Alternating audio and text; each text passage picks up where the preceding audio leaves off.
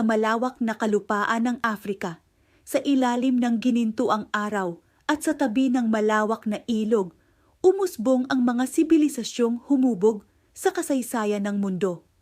Madalas, kapag naririnig natin ang Afrika, ang unang pumapasok sa isip ay mga ligaw na hayop at disyerto.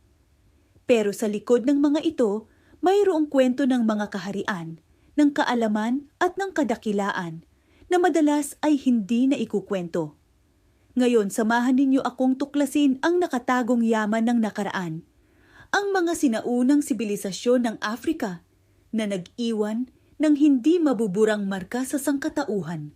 Ito ang tunay na kwento ng Afrika, isang kontinente ng mga hari, reyna at mga henyo. Magsimula tayo sa pinakakilala sa lahat, ang sinaunang Ehipto. Sa pampang ng Ilog Nile, isang sibilisasyon ang namulaklak na hanggang ngayon ay hinahangaan pa rin natin. Ang mga pyramids ng Giza, mga dambuhalang bantayog na itinayo para sa mga pharaoh, ay patunay sa kanilang pambihirang galing sa engineering at arkitektura. Isipin nyo, libu-libong taon na ang nakalipas na gawa nilang itayo ang mga istrukturang ito nang may halos perpektong pagkakatugma sa mga bituin. Ang kanilang sistema ng pagsulat, ang hieroglyphics, ay hindi lang mga larawan. Ito ay isang komplikadong wika na naglalaman ng kanilang kasaysayan, paniniwala at pang-araw-araw na buhay. Ang mga pharaoh na tinitingala bilang mga Diyos sa lupa ay namuno ng may kapangyarihan at karangalan. Pero hindi lang sa pagtatayo ng mga monumento sila magaling. Ang mga Ehipsyo ay may malalim na kaalaman sa matematika na ginamit nila sa pagtatayo at pagsasaka. Sa medisina, kaya nilang magsagawa ng mga operasyon at mayroon silang mga talaan ng iba't ibang uri ng gamot. Sa astronomiya, nilikha nila ang isang kalendaryo na may 365 na araw. Halos kapareho ng ginagamit natin ngayon. Ang Ehipto ay hindi lang basta kaharian. Ito ay isang bukal ng kaalaman at sibilisasyon. Sa timog ng Ehipto, sa kahabaan pa rin ng Nile, matatagpuan ang isang kahariang madalas na napagkakamalang anino lamang ng kanyang kapitbahay. Ito ang kaharian ng Kush na kilala rin bilang Nubia. Sa katunayan, ang Nubia ay may sariling natatanging kultura at kasaysayan na kasing tanda halos ng Ehipto. Sila ay mga dalubhasang mangangalakal na nagkokontrol sa mga ruta ng ginto, ivory at ebony mula sa gitnang Africa patungo sa Mediteraneo. Sa isang panahon, naging napakalakas ng Kush kaya't nasakop nila ang Ehipto at namuno bilang mga Black Pharaohs ng 25th Dynasty. Ang kanilang kabisera, ang Meroe, ay sikat sa daan-daang mas maliliit at mas matatarik na pyramid kumpara sa Giza. Dito rin sila nakabuo ng sarili nilang sistema ng pagsulat, ang Meroitic script, na hanggang ngayon ay isang misteryo pa rin para sa mga scholar. Ang mga Nubian ay kilala rin bilang mahuhusay na mamamana, kaya't tinawag silang Taseti o Land of the Bow ng mga Ehipsyo. Ang kanilang pumana ay isang paalala na ang kadakilaan ng Afrika ay hindi limitado sa iisang lugar lamang. Habang ang mga kaharian sa Nile ay abala sa kanilang pamumuno, sa hilagang baybayin naman ng Afrika, isang kapangyarihang pandagat ang unti-unting lumalakas. Ito ang Carthage, na itinatag ng mga Phoenician sa lugar na ngayon ay modernong Tunisia. Ang Carthage ay naging isang napakalaking imperyo ng kalakalan. Ang kanilang mga barko ay naglayag sa buong Mediteraneo mula Espanya hanggang sa gitnang silangan, dala-dala ang mga kalakal tulad ng tela, metal at pagkain. Dahil sa kanilang yaman at impluensya, hindi nagtagal ay naging karibal nila ang isa pang lumalaking kapangyarihan, ang Roma. Ito ang nagsimula sa serye ng 3 digmaan na tinawag na Punic Wars. Sa pangunguna ng henyong general na si Hannibal Barca, halos mapabagsak ng Carthage ang Roma. Ang kanyang pagtawid sa Alps gamit ang mga elepante ay isa sa pinakamatapang na military maneuver sa kasaysayan. Bagamat sa huli ay natalo ang Carthage, ang kanilang galing sa kalakalan, paglalayag at diskarte sa digmaan ay nag-iwan ng marka na hindi malilimutan. Sa silangang bahagi naman ng kontinente, sa sungay ng Afrika, umusbong ang isang kaharian na may mahalagang papel sa pandaigdigang kalakalan. Ito ang kaharian ng Aksum na matatagpuan sa kasalukuyang Ethiopia at Eritrea. Dahil sa estratehikong lokasyon nito, malapit sa Red Sea at Indian Ocean. Naging sentro ito ng kalakalan sa pagitan ng imperyo ng Roma at India. Ang Aksum ay kilala sa kanilang matatayog na obelisk o stelae, mga naglalakihang bato na inukit mula sa iisang block na nagsilbing mga tanda para sa libingan ng mga hari. Isa sa mga pinakamahalagang pangyayari sa kasaysayan ng Aksum ay ang pagyakap nila sa Kristyanismo noong ika-4 na siglo sa ilalim ni Haring Ezana.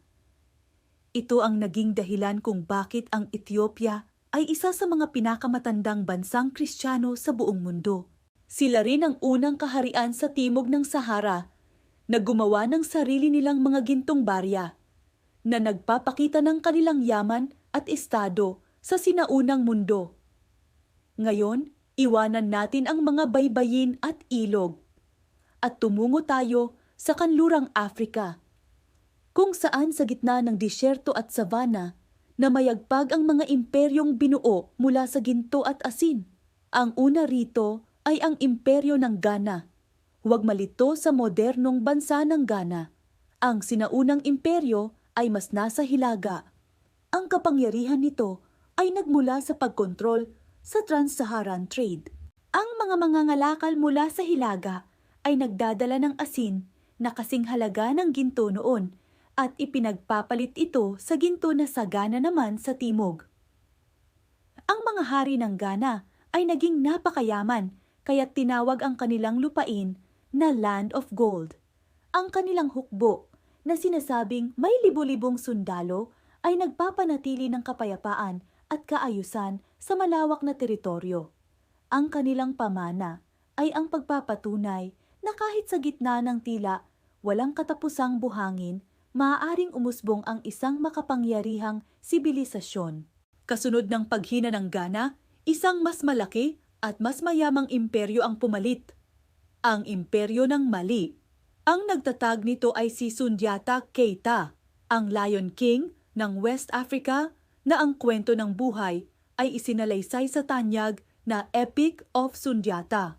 Ngunit ang pinakasikat na pinuno ng Mali at marahil ang pinakamayamang tao sa kasaysayan ay si Mansa Musa. Noong 1324, nagsagawa siya ng isang engrandeng paglalakbay patungong Mecca. Ang kanyang caravan ay binubuo ng libu-libong tao at daan-daang kamelyo na karga-karga ang napakaraming ginto. Sa sobrang dami ng gintong ipinamigay niya sa Ehipto, bumagsak daw ang halaga nito sa loob ng 10 taon. Pero higit sa kanyang yaman, si Mansa Musa ay nag-iwan ng pamana ng kaalaman. Sa kanyang pagbabalik, nagdala siya ng mga arkitekto at iskular mula sa gitnang silangan.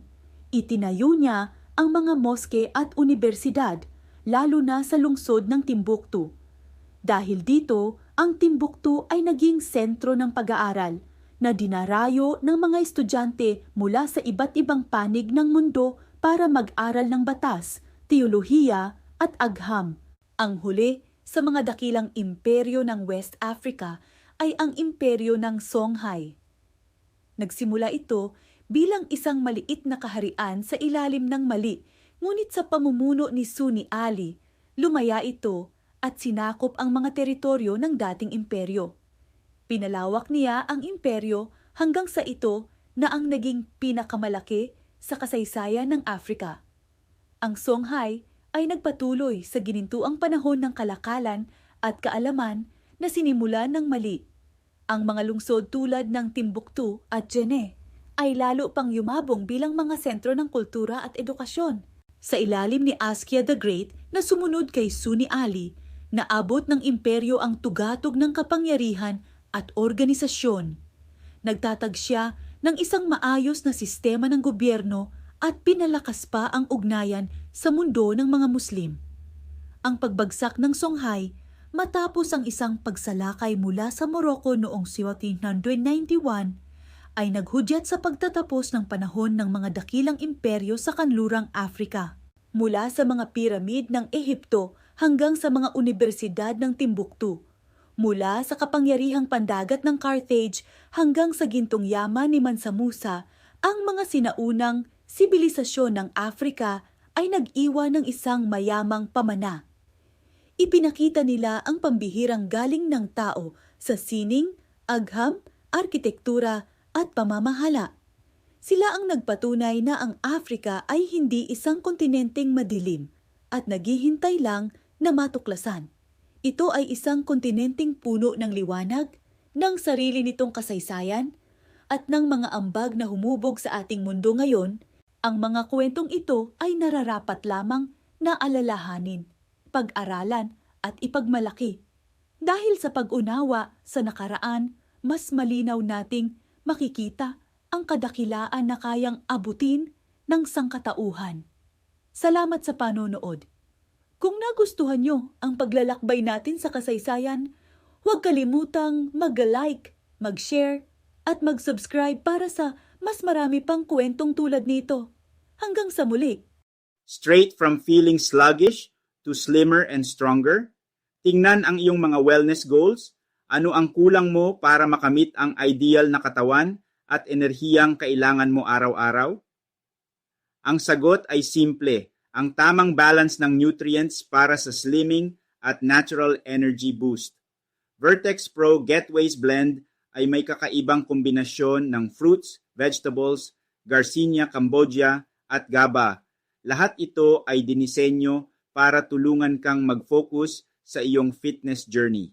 Hindi lang ito isang regular na health drink.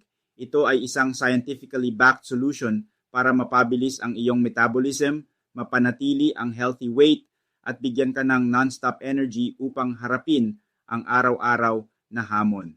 Bakit mahalaga ito? Kasi ang stress ng pang-araw-araw na buhay ay madalas na nakakaapekto sa ating timbang at enerhiya. Malaki ang epekto ng tamang nutrition sa pagpapanatili ng balancing lifestyle at Vertex Pro Getways Blend ay narito para gawing mas madali ang proseso. Introducing Vertex Pro Getways Blend, ang iyong partner sa slimming at energy boosting journey, packed with powerful ingredients like Garcinia cambogia, na kilala sa pagtulong sa weight management, at GABA para sa mental clarity at relaxation. Ito ay isang all-in-one solution para sa healthier you. Get ready to experience the difference. Ngayon, maaari mong subukan ang Vertex Pro Getways Blend at simulan ang iyong transformation journey.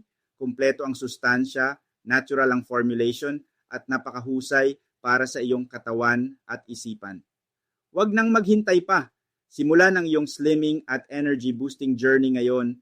Order your Vertex Pro Getways Blend today and take the first step towards a healthier, happier you.